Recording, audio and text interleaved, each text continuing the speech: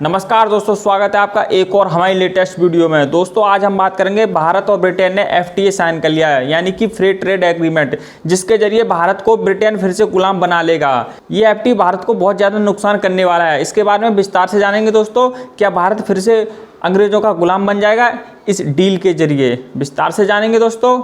24 जुलाई 2025 को भारत और ब्रिटेन ने फ्री ट्रेड एग्रीमेंट पर हस्ताक्षर कर दिए हैं। ये डील 3 साल से बातचीत में थी और अब इसे हिस्टोरिक एग्रीमेंट कहा जा रहा है। ये दोस्तों बहुत ज़्यादा सुर्खियां बटोर रही है डील। क्या ये डील भारत को फायदा देगी या ब्रिटेन की कंपनियों भारत का बाजार मुफ्त में मिल जाएगा? इसके बारे में जानेंगे। भारत 140 करोड़ लोगों का देश है, इसमें यूजर बेस ज़्यादा है। ब्रिटेन सिर्फ 6.7 करोड़ की जनसंख्या है, इसका बाजार बहुत ज़्यादा सीमित है। तो यह क्या बराबरी की डील है?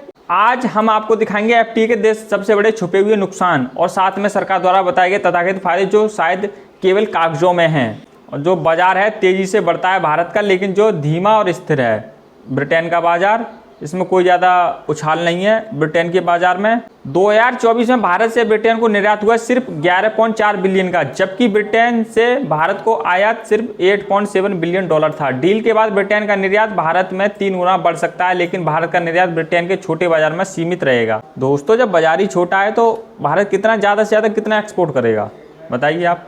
डील साइन होने के बाद भारत को होने वाले 7 सबसे बड़े नुकसान। डेयरी सेक्टर पर सीधा हमला।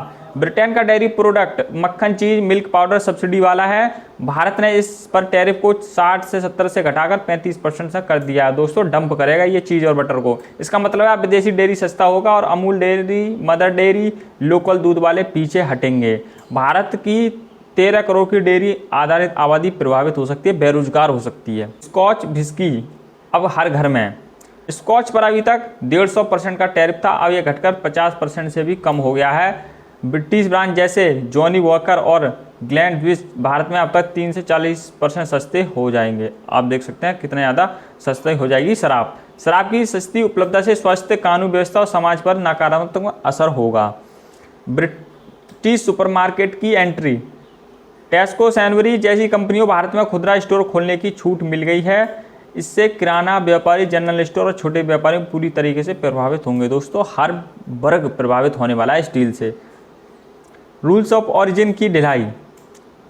अगर यह प्रोडक्ट 25% से ज़्यादा ब्रिटेन में बना है तो वह टैक्स फ्री आ सकता है। इसमें चीन, बांग्लादेश, वियतनाम जैसे ब्रिटेन के रास्ते अपना माल भारत में डंप कर सकते हैं। दोस्तों ये चीन का बना हुआ माल ब्रिटेन के रास्ते भारत में आ सकता है, वियतनाम का भारत में आ सकता है ब्रिटेन के रूट से। अब ये समझ लो कि ये नुकसान ही नुकसान है इस डील से।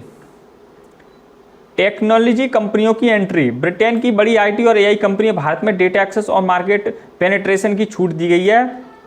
भारतीय स्टार्टअप को कंपटीशन में खत्म करने का खतरा है। दोस्तों भारत के जो स्टार्टअप है वो खत्म हो सकते हैं। भारतीय किसानों को सब्सिडी नहीं और आयात सस्ता होगा, जिससे भारत का किसान बिना गारंटी के मंडी में फसल बेचता है, लेकिन ब्रिटेन के किसान भारी सब्सिडी पाते हैं। जब भारत के बाजार में सस्ते विदेशी अनाज, फल, डेयरी आएंगे तो किसानों की कमर तो टूटनी है दोस्तों, क्योंकि वहाँ के किसानों को सब्सिडी दी जाती है, भारत के किसानों को सब्सिडी नहीं मिल रही है। One way deal. भारत बड़ा देगा, बदले में कम पाएगा। भारत का बड़ा बाजार खुला है ब्रिटेन के लिए, लेकिन ब्रिटेन के कड़े क्वालिटी, लेबर और डेटा नियमों के चलते भारतीय प्रोडक्ट वहाँ नहीं पहुँच पाएंगे, क्योंकि बाजार ही छोटा है और वहाँ लेबर के स्ट्रिक्ट लॉ हैं। इस वजह से वहाँ के जो मार्केट के गुड्स हैं इंडिया के, वो ब्रिटेन में ज़्यादा नहीं पहुँच पाएंगे। इससे भारत को नुकसान ही नुकसान है। और सरकार ने जो झूठे किए हैं सरकार के बताए गए फायदे। सरकार का दावा है कि आईटी सेक्टर को ब्रिटेन में काम का वीज़ा आसान मिलेगा। हीरा, टेक्सटाइल और फार्मास्यूटिकल्स पर टैक्स में छूट दी गई है। युवाओं को पढ़ाई और काम के लिए वीजा कोटा दिया गया है। को व्यापार में 10 बिलियन तक का लॉन्ग टर्म फायदा होगा, सरकारी अनुमान है ये। लेकिन इनमें अधिकांश फायदे शर्तों पर आ देते हैं। इनमें कोई गारंटी नहीं है कि भारत की एमएसएमई इसका उपयोग कर पाएगी, उसकी गारंटी नहीं है अभी तक। क्या यह भारत के आत्मनिर्भर अभियान के खिलाफ है? मेक इन इंडिया का मकसद है लोकल निर्माण और रोजगार, लेकिन यह डील सस्ते विदेशी माल को बढ़ावा देगी। दोस्तों डंप करेगा ब्रिटेन भारत में माल। इससे भारत उत्पादक से उपभोक्ता में बदल सकता है। विशेषज्ञों का कहना है कि यह डील ब्रिटेन को शॉर्ट टर्म राहत देती है, लेकिन भारत के लिए लॉन्ग टर्म खतरे की घंटी है। आप सोच सकते हैं। तो दोस्तों अब ये एफटीए साइन हो चुका है, तो अब हमारी जिम्मेदारी है कि हम सरकार से लोकल सेक्टर की सुरक्षा नीति की मांग करें और इस डील की मॉनिटरिंग पर नज़र रखें। दोस्तों इस डील से भारत को नुकसान ही नुकसान है। आप यहीं पे सोच सकते हैं, भारत की जनसंख्या 140 करोड़ और वहाँ की जनसंख्या 6.7 करोड़, तो उपभोक्ता किसके पास जाता है? इंडिया के पास जाता है। और इंडिया का मार्केट एक्सेस जो है पूरी तरीके से टैक्स फ्री हो चुका है एफटीए के जरिए ब्रिटेन के लिए। अब ये तो माल तो डंप करेगा, इस बात से आप समझ सकते हैं कि भारत के लिए कितना बड़ा नुकसान है।